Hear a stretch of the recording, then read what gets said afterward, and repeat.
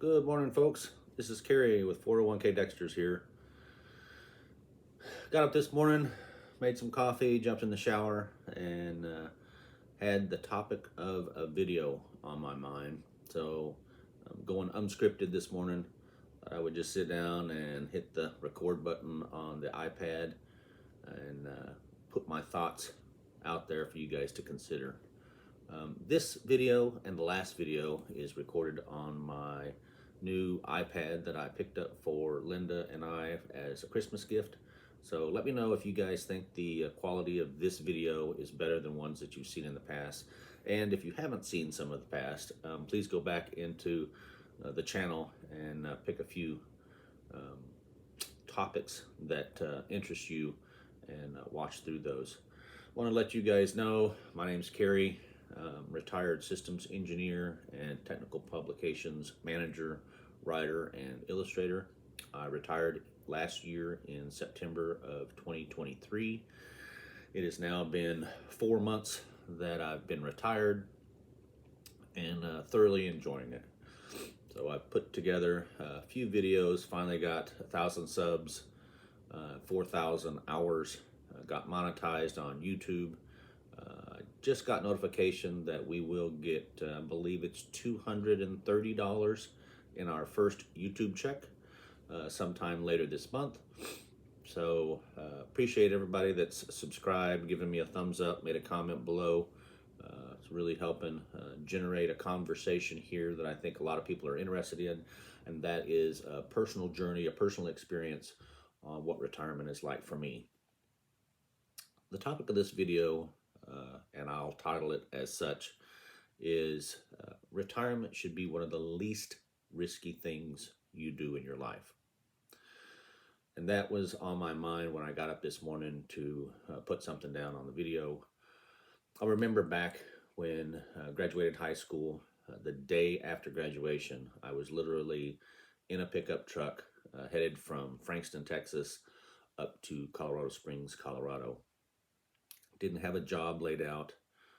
I did have a place to stay. My dad lived up there, so I was moving from my mother and stepfather's home to my father's home.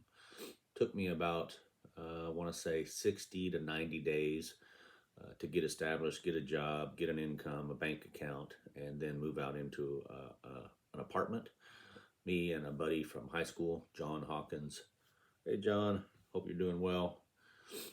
Moved. And then about 6 to 8 months later, we had 2 more buddies move up and join us. So it was a bachelor pad, a party pad, and we had good things. But it was a risk. You know, we didn't have anything planned. We didn't have anything guaranteed. It was just, let's go live life.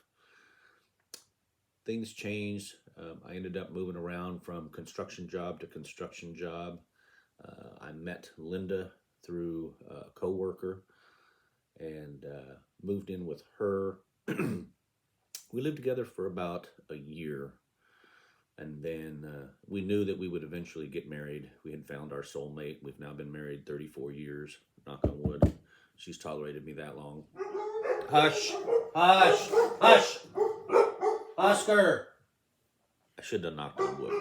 Hush. But that's what happens when you have 4 bird dogs in the house with you. Anyway, what I was saying was we moved in together and knew that we were going to get married. It was just a matter of time. But we found a real cheap house. It was a HUD repo house that someone had gone in and had it repossessed from them, and they had gutted the whole thing. There wasn't a light fixture or electrical plug cover in the entire house. We walked in and looked at each other and said, this is the first house that we could buy together. If we can both afford $75 a month from my paycheck and $75 a month from her paycheck, then we could afford another $150 a month for a house payment versus renting an apartment. And that was a risk. I was working construction. In the wintertime, work really dies off. So, 10 hours a month for me at the time, making $750 an hour swinging a hammer, there was no guarantee. So it was a big risk to take. I did end up getting part-time jobs, to fill in the gaps, but that was out of necessity. And one of the things that I did upon myself with my work ethic to make sure that we were successful in buying that house. Years later, we moved into another home. We built that house from plans that we found and gave to a builder. Another big risk. It was a considerable jump up in the mortgage payment and the 30-year loan. Um, it was significant enough to make you stop and think, okay, are we really ready for this? But our wages had increased over time. My job responsibility had increased. I was making more money, and it was a good decision to make. A few years later, we decided, after trying to have kids, that we would adopt a child. Went through the adoption process, and in 1996, adopted our daughter. As we kind of joked back then, and I think it's still a joke, is that IKEA furniture comes with instruction manuals on how to assemble and how to take care of things that you buy, and kids don't come with an instruction manual. I suppose there's enough resources out there in book form and online now that it can help you, but being solely responsible for a human life is a big step. It's a big risk. Yet we willingly took that and loved every minute of being a parent. Nellie was such a joy, such a blessing in our life. We know that there were a lot of people out there going through the adoption process, and there was kind of a phrase that people used is, people that have kids or accidentally have kids might look at them as a burden to their lifestyle. But going through the adoption process, you look at children as such a blessing to your life. And she was to us. But again, a huge risk and responsibility to take on, not knowing the outcome. During my career, I went to college working full-time, graduated and transferred into the professional from the construction trades.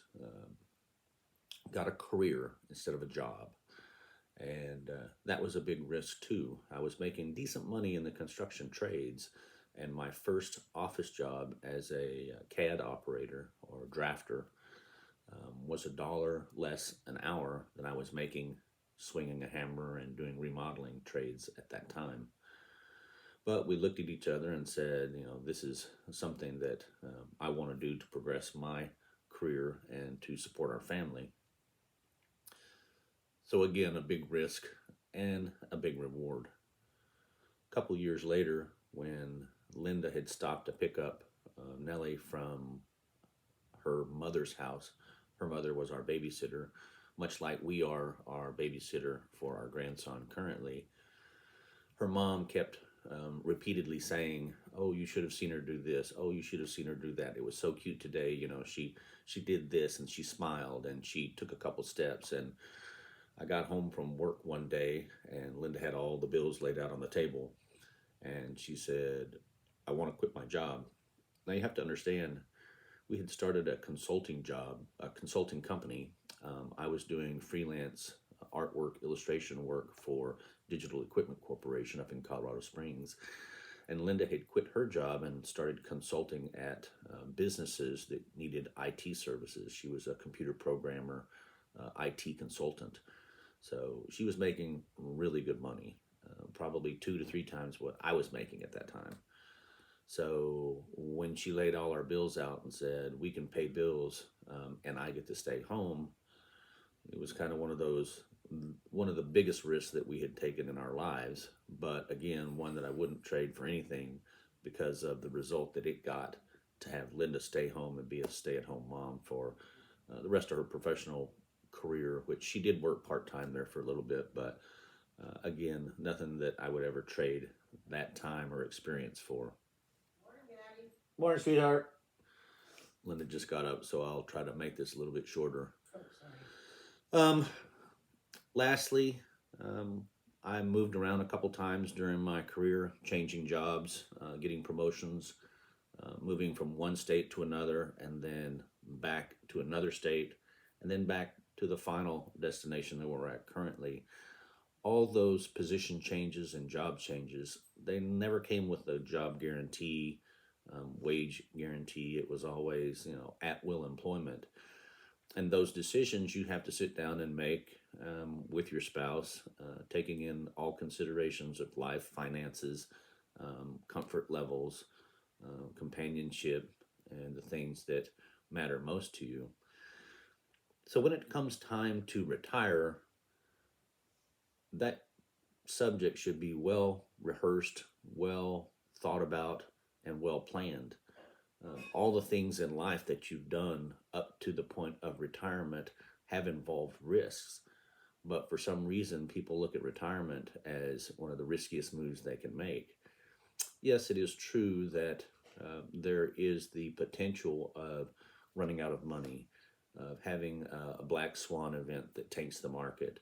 But you should also have those checks and balances in place that you've got a certain amount of finances set aside to, weather the storm in case the market does fall, that you've got living expenses tucked away in a place to where you can survive.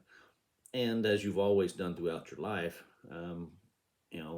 put your boots on, tighten your belt, and go do something to make up for whatever it is you might encounter.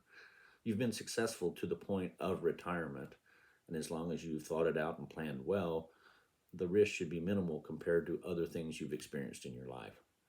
So just want to give you guys a word of encouragement today. Don't think about the fear or the risk involved in retirement. If you're prepared, make the jump and have fun. This is Kerry with 401k Dexters, out.